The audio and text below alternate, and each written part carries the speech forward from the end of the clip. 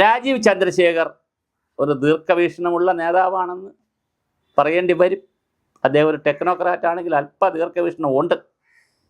അദ്ദേഹം പത്രപ്രവർത്തകർ ഏഷ്യാനെറ്റാന്ന് തോന്നുന്നു, അവർ ഇൻ്റർവ്യൂവിൽ അദ്ദേഹത്തിനോട് ചോദിച്ചു താങ്കൾ മത്സരിക്കുന്നത്. പിന്നെ തീർച്ചയായിട്ടും ഞാൻ മത്സരിക്കും.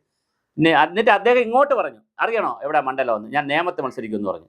അപ്പോൾ ചോദിച്ച ആങ്കർ ഒന്ന് ചിരിച്ചു, എടാ നേമത്ത് ജയിക്കണ്ടേ, ശിവൻകുട്ടിയാണ് എൻ്റെ നാടല്ലേ, അവിടെ ജയിക്കോ എന്നൊക്കെ ചോദിച്ചപ്പോൾ ഇതാ ഇപ്പം കണ്ടോ, ഈ തദ്ദേശ തെരഞ്ഞെടുപ്പിന് വോട്ടിങ്ങിൻ്റെ കണക്ക് വന്നപ്പോൾ പാപ്പനംകോട് ഗോപനും അതുപോലെ ആശാനാഥും കരുമവും പാപ്പനംകോടും വെങ്ങാനൂരും വെടിച്ചാങ്കോലൊക്കെ വരുന്ന വള്ളിച്ചിലൊക്കെ വരുന്ന കട്ടാക്കടയ്ക്ക് ഒഴിച്ചുള്ള ഇപ്പുറത്തുള്ള എല്ലാ പ്രദേശങ്ങളിലും തെരുവൊക്കെ പക്ഷേ അങ്ങോട്ട് വരുന്ന കട്ടാക്കടയ്ക്ക് അതിന് ഇപ്പുറത്തോട്ടുള്ള എല്ലാ സ്ഥലങ്ങളും നേമം മണ്ഡലം അതീവമായ ഗുരുതരമായ ഭൂരിപക്ഷത്തിലേക്കാണ് BJPക്ക് ഇപ്പോൾ അവിടെ കൗൺസിലർമാരൊക്കെ ജയിച്ചിരിക്കുന്നത്. വലിയ ഭൂരിപക്ഷത്തിനാണ് കരമന അജിത്തും അതുപോലെ തന്നെ ഞാൻ ഈ പറഞ്ഞ സംഘമെല്ലാം അവിടെ ജയിച്ചത്.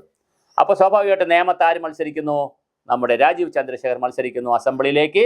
കൂടെ ആര് മത്സരിക്കുന്നു? ശിവൻകുട്ടിയണ്ണൻ മത്സരിക്കുന്നു. കോൺഗ്രസിന് ആരെന്ന് തീരുമാനിച്ചില്ല. മുരളീധരൻ എന്തായാലും അങ്ങോട്ടില്ല, വട്ടിയൂർക്കാവിൽ തന്നെയാണ്.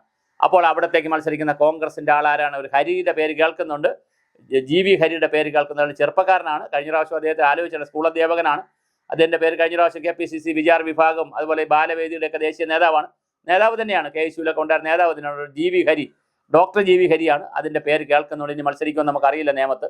അങ്ങനെയാണെങ്കിൽ കോൺഗ്രസിന് അവിടെ അങ്ങനെ വരുന്നു. ഇനി തിരുവനന്തപുരത്തേക്ക് വന്നാൽ ശ്രീലേഖ IPSനെ മേയറാക്കാതെ ആയാലും ചിലപ്പോൾ കൊടുക്കുമായിരിക്കും. ഇനി മേയറാക്കി 5 മാസം കൊണ്ട് ഒരു പേരൊക്കെ ഉണ്ടാക്കിയിട്ട് അസംബ്ലി നിർത്തുമോ, അതോ മേയറാക്കാതെ രാജേഷിനെ ഇവിടെ നിർത്തി മേയറാക്കിയിട്ട് ശ്രീലേഖ IPSനെ റിസർവ് ചെയ്ത് വട്ടിയൂർക്കാവിലേക്ക് മത്സരിക്കുമോ, അതോ ശ്രീലേഖ IPSലെ തിരുവനന്തപുരം, കാരണം തിരുവനന്തപുരം സെൻട്രൽ എന്ന് പറയുന്നത് ഹിന്ദു മെജോറിറ്റി ഉള്ളൊരു പ്രദേശമാണ്. അവിടെ ഇപ്പുറത്താണെങ്കിൽ കുറച്ച് ക്രിസ്ത്യാനും കൂടെയൊക്കെ ഉണ്ട് വട്ടിയൂർക്കാവിൽ. ഇത് അത്ര പോലും ഇല്ലാത്ത മുസ്ലിങ്ങൾ ഒന്നും വളരെ കുറച്ചുള്ളൊരു പ്രദേശമാണ്. അപ്പോൾ അതുകൊണ്ട് അവിടെ ആന്റണി രാജുവിനെതിരെ ആന്റണി രാജുവിനെ വീണ്ടും വരാൻ സാധ്യതയുണ്ട്. ആളുകളൊക്കെ മടുത്തിരിക്കുകയാണ്. അവിടെ ശ്രീലേഖ IPSനെ നിർത്തുമോ, അതോ കൃഷ്ണകുമാർ ഇപ്പം ഇങ്ങനെ ഉണ്ട്, കയറി ഇറങ്ങി ഇങ്ങനെ ഉണ്ട്, അതുകൊണ്ട് കൃഷ്ണകുമാറിനെ ചിലപ്പോൾ അവിടെ നിർത്തുമോ എന്നുള്ള. പിന്നെ സുരേഷ് കിടപ്പുണ്ട്, ഇതിനിടയിൽ ഒരു സുരേഷ് ഉണ്ട്, അത് ജനറൽ സെക്രട്ടറിയാണ്. അതേവിടെ കഴിഞ്ഞ പ്രാവശ്യം വട്ടിയൂർക്കാവ് മത്സരിച്ച് 8 നിലയിൽ പൊട്ടി. ഇനി ഇപ്പോൾ കയറി വരുമെന്ന് അറിഞ്ഞുകൂടാ. സുരേഷും നമ്മൾ തിരുവനന്തപുരത്ത് നിൽപ്പുണ്ട്.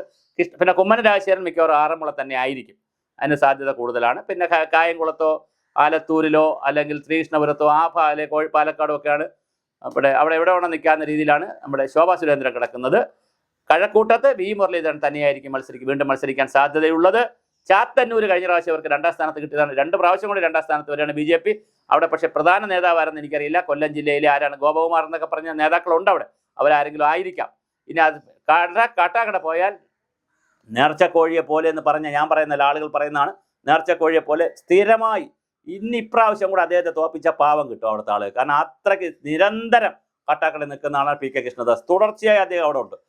വളരെ എന്ത് പരിപാടി ഉണ്ടെങ്കിലോ കൃഷ്ണദാസ് കാട്ടാക്കടയിലുണ്ട്. അതുകൊണ്ട് ഒരു പ്രാവശ്യത്തേക്ക് അദ്ദേഹത്തിന് ഒരു ചാൻസ് കൊടുക്കണം. ഞാൻ BJP ആയതുകൊണ്ടല്ലേ പറയണം, സ്ഥിരമായിട്ട് നിൽക്കുകയല്ലേ, എത്ര കാലം കൊണ്ട് നിൽക്കുന്നു. എന്തായാലും PK കൃഷ്ണദാസ് കാട്ടാക്കടയുണ്ട്, നേമത്ത് രാജീവ് ചന്ദ്രശേഖരുണ്ട്, വട്ടിയൂർക്കാവിൽ ശ്രീലേഖ IPS കൃഷ്ണകുമാറുണ്ട്.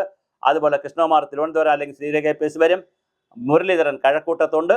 പിന്നെ ഞാൻ ഈ പറഞ്ഞ ആറന്മുളയും എല്ലാം കൂടെ നോക്കുമ്പോൾ BJP ഒരു 10 സീറ്റാണ് ടാർഗറ്റ് ചെയ്യുന്നത്. 4-5 സീറ്റ് കിട്ടിയാൽ പിന്നെ കോവളവും വിൻസെന്റിന് അത്ര സുരക്ഷിതമല്ല ഇപ്പോൾ കാര്യങ്ങളെന്നാണ് മനസ്സിലാക്കുന്നത്. നെയ്യാറ്റിൻകരയും അത്ര സുരക്ഷിതമല്ല. പാറശാല, അതായത് തിരുവനന്തപുരം, കൊല്ലം ജില്ലകൾ, പത്തനംതിട്ട ഇപ്പോൾ UDF പിടിച്ചെങ്കിലും ഒരു BJPക്ക് ഒരു സാധ്യതയുള്ള ജില്ലയാണ്. പിന്നെ നേരെ പോകണം പാലക്കാട്. തൃശ്ശൂർ ഇപ്പോൾ ശരിയായി കൊടുക്കാമെന്ന് കലുങ്ക് യോഗമൊക്കെ നടത്തിയെങ്കിലും തൃശ്ശൂർ അങ്ങനെ കിട്ടൂല. കലുങ്കിൻ്റെ അടിയിലോട്ട് ആളുകളെല്ലാം കയറിപ്പോയി എന്നാണ് ലാസ്റ്റ് കിട്ടുന്ന വാർത്ത.